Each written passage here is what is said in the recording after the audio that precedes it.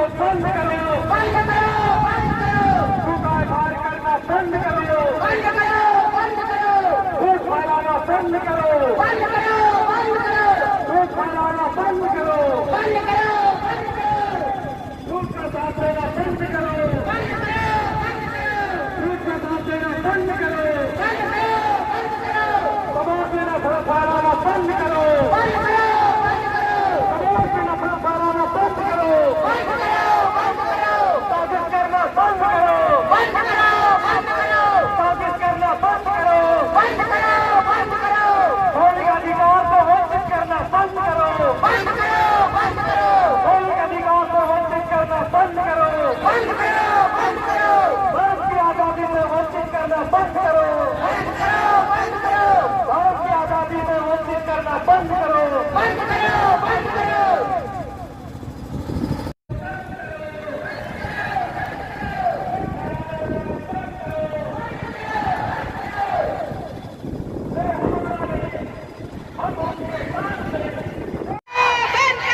झूठ का साथ देना बंद करो,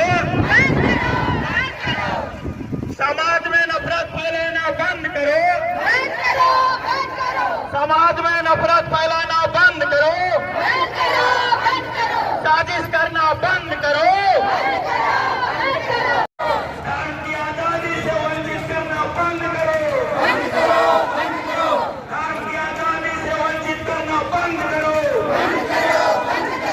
सिस्टर कीर्ति जोसेफ निर्दोष है,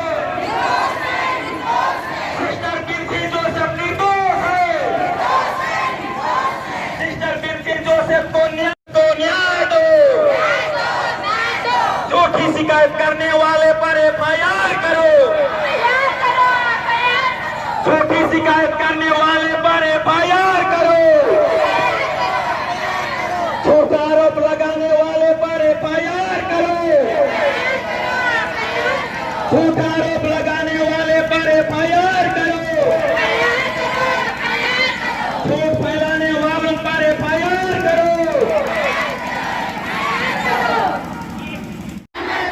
सिस्टर कीर्ति जोसेफ निर्दोष है, सिस्टर कीर्ति जोसेफ निर्दोष है, धर्मांतरण का झूठा आरोप लगाना बंद करो,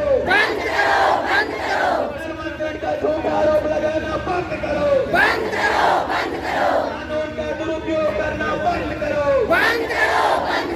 कानून का दुरुपयोग करना बंद करो, झूठा एफआईआर करना बंद करो, झूठा एफआईआर करना बंद करो।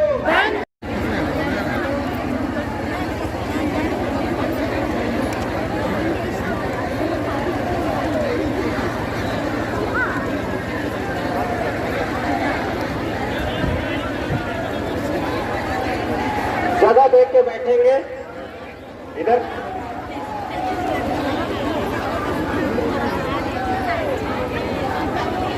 उधर बाएं साइड में खिसकते जाएंगे, मेरे बाएं इधर कन्याशाला रोड में आगे बढ़ेंगे,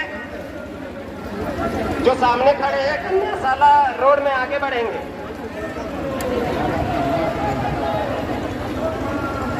इधर कहने मेरे दाहिने होली क्रॉस की ओर आगे बढ़ेंगे, इधर भी स्वागत है, आपका अभिनंदन है। सोने से तन भरता है, मन नहीं भरता, रंग खुलता है, दिल नहीं खुलता। दिल खोल के आज इस कार्यक्रम में आपका हार्दिक स्वागत है, हार्दिक अभिनंदन है।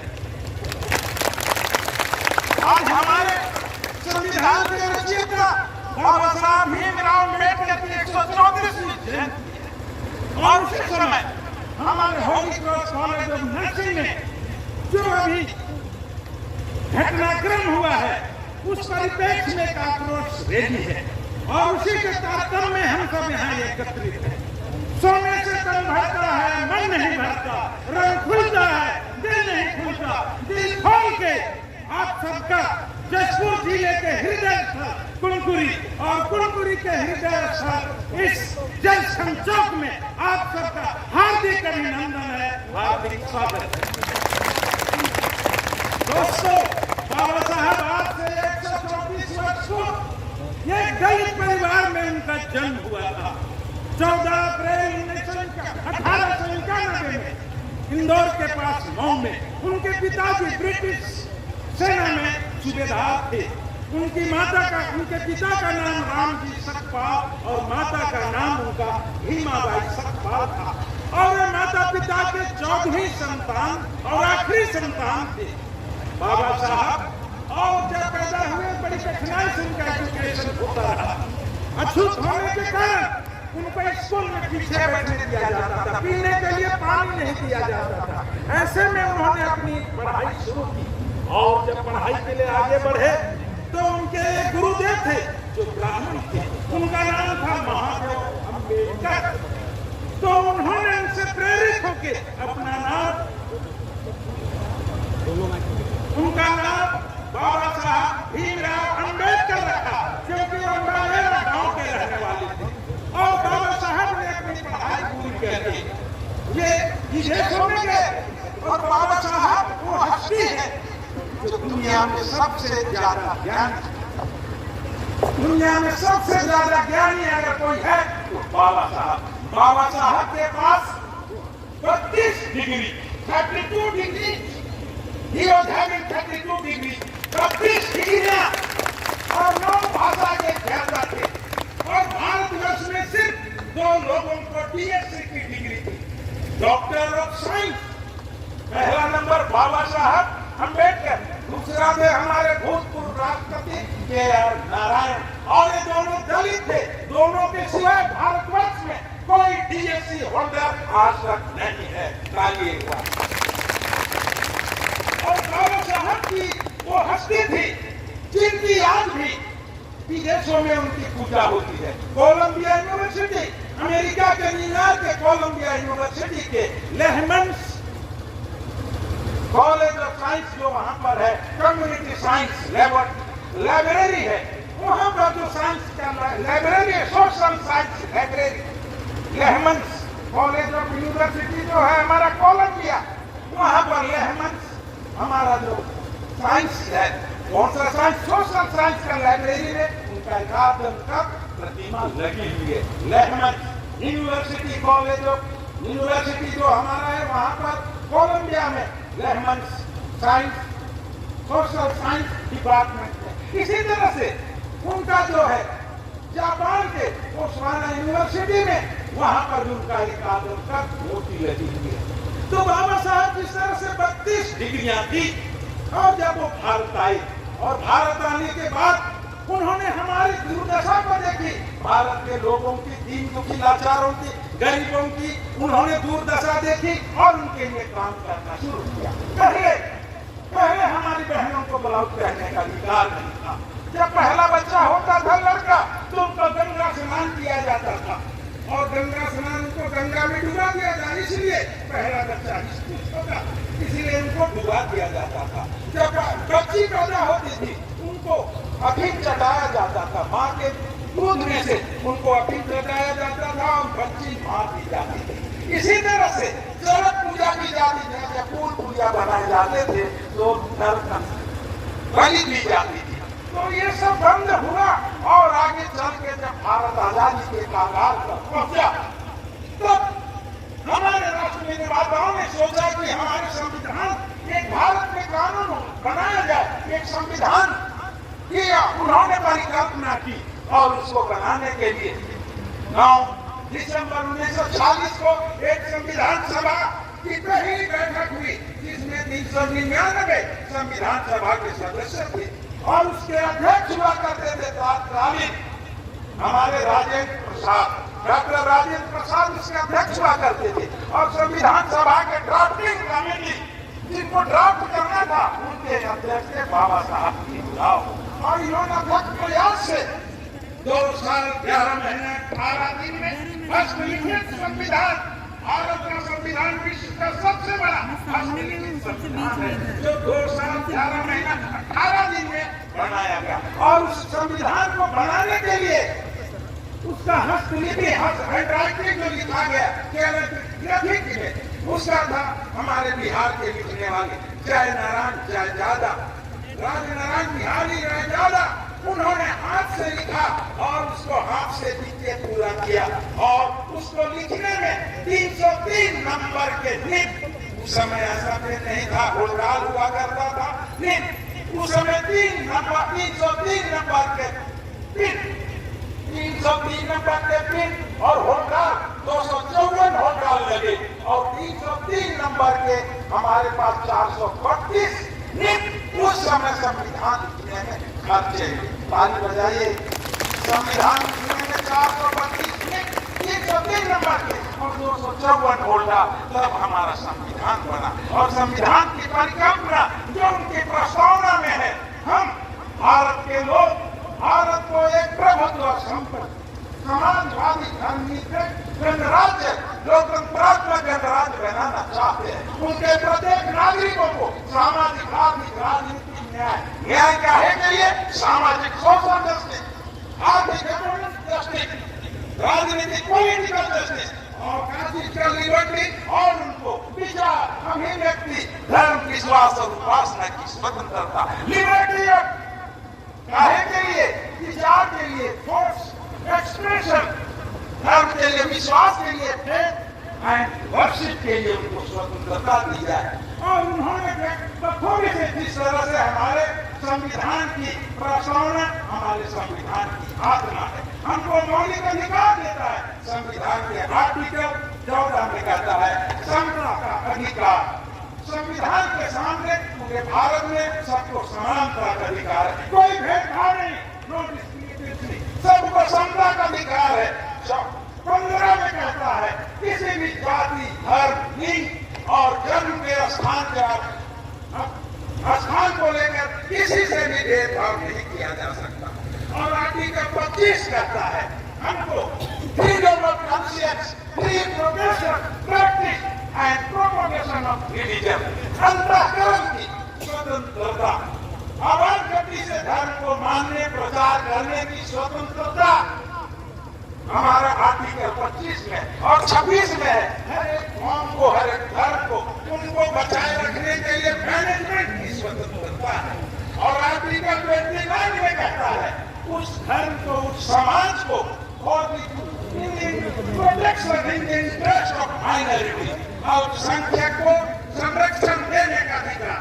और इस खूबसूरती को आज हम कुछ जिला जसपुर विषय धर्मांतरण की झूठी शिकायत करने और झूठा आरोप लगाने वाले के विरुद्ध कार्रवाई की मांग द्वारा अनुविभागीय दंडाधिकारी फूलपुरी, जिला जसपुर, छत्तीसगढ़ महोदय, बालिकास नर्सिंग कॉलेज फूलपुरी के अंतिम वर्ष की एक छात्रा द्वारा भारतीय नर्सिंग परिषद NINC के नियमानुसार कक्षा और प्रैक्टिकल दोनों में अनिवार्य न्यूनतम 75% उपस्थित से कम उपस्थिति होने के बावजूद और अंतिम परीक्षा के लिए आवश्यक क्लिनिक मेडिकल ट्रेनिंग को पूरा किए बगैर प्राचार्य सिस्टर बिन्सी जोसेफ से अधूरे असेसमेंट पर हस्ताक्षर करने की मांग की गई।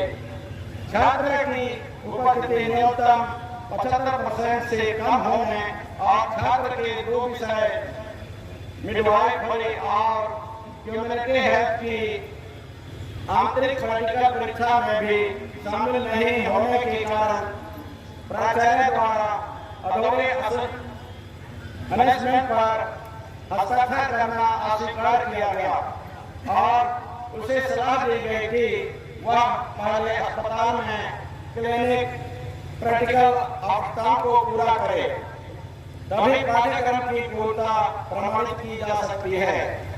इस पर छात्र द्वारा प्राचार्य पर जबरदस्ती कर हस्ताक्षर हेतु अनैतिक और अनुचित दबाव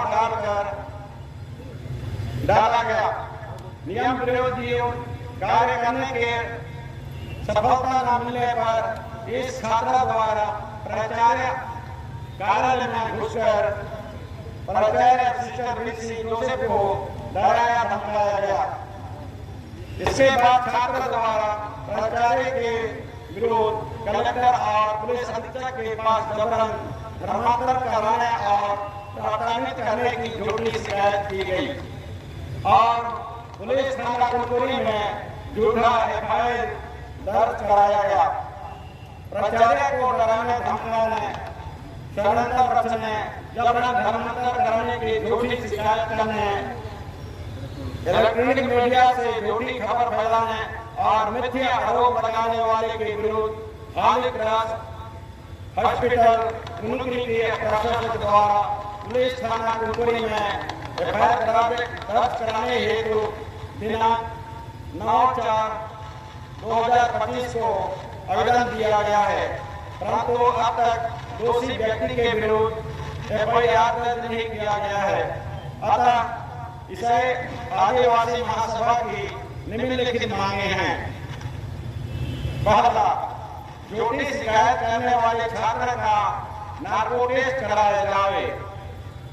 दूसरा, प्राचार्य को डराने धमकाने, षड्यंत्र रचने, जबरन धर्मांतरण कराने की झूठी शिकायत करने, इलेक्ट्रॉनिक मीडिया की झूठी खबर फैलाने और मिथ्या आरोप लगाने वाले के विरुद्ध एफआईआर दर्ज किया जाए। निवेदन है कि हमारी उपरोक्त मांगे पूरी की जाए।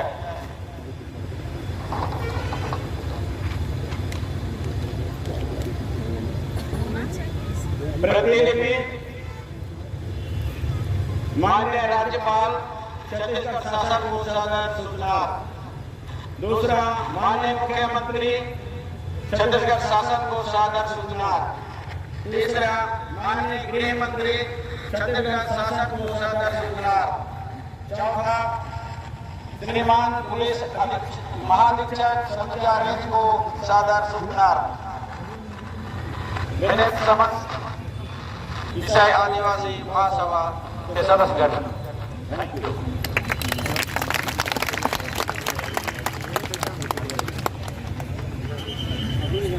रैली था, उसे हमारे कैंपस में आने वाली सभी धर्म बहनें, सभी प्रशिक्षणार्थी, सभी ट्रेनिंग, हमारे सभी डॉक्टर्स और सहयोगी कर्मचारी बहुत ही भयभीत और बहुत ही डरे हुए।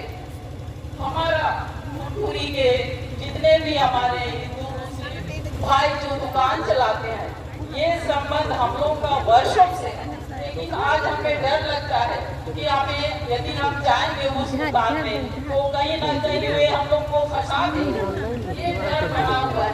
लेकिन मैं कहना चाहती हूँ कि हमारा जो संबंध कुनकुरी के हमारे दुकानदारों जो व्यवसायियों के साथ है और था और है, वो रहेगा। हम सब मिलजुल कर हमारे कुनकुरी को, हमारे जशपुर जिले को हम ऐसे बनाना चाहते हैं जहां सब कोई मिलजुल कर। रोज ऑफ नर्सिंग कॉलेज की सिस्टर के ऊपर में जो हमारे शिकायतकर्ता छात्रों के द्वारा जबरदस्ती का झूठा आरोप एवं बेबुनियाद आरोप लगाकर उनको जबरन धर्मांतरण का आरोप लगाकर जो झूठी आरोप लगाया गया है, उसके विरोध में हमने जो शिकायत दर्ज की थी कि जो छात्रा है उसके विरुद्ध बेबुनियाद जो आरोप लगाया गया है और दबावपूर्वक जो अनुचित काम करने के लिए प्रेरित कर उनको जो उनके अटेंडेंस है उसे भरवाया जा रहा था और परीक्षा में जो बैठने के लिए दबाव बनाया जा रहा था, उसके विरोध में हमने एफआईआर दर्ज किया है। और जिस प्रकार से बर्बाद कर दूंगी, देख लूँगी, कोर्ट कचहरी मेरा पुराना आदत है, मेरे मीडिया के आदमी बाहर में खड़े हुए हैं, ये सब कहकर जो डरा धमकाया, उसके विरोध में हमने पुलिस थाना कुनकुरी में शिकायत दर्ज की थी। लेकिन अभी तक 9 तारीख हम यहाँ पे पुलिस थाना कुनकुरी में अपनी शिकायत दर्ज किए, लेकिन कार्रवाई नहीं होने की वजह से हम आज मजबूरन रोड में अपनी मांगों को लेके आज सरकार के सामने अपनी मांग रख रहे हैं।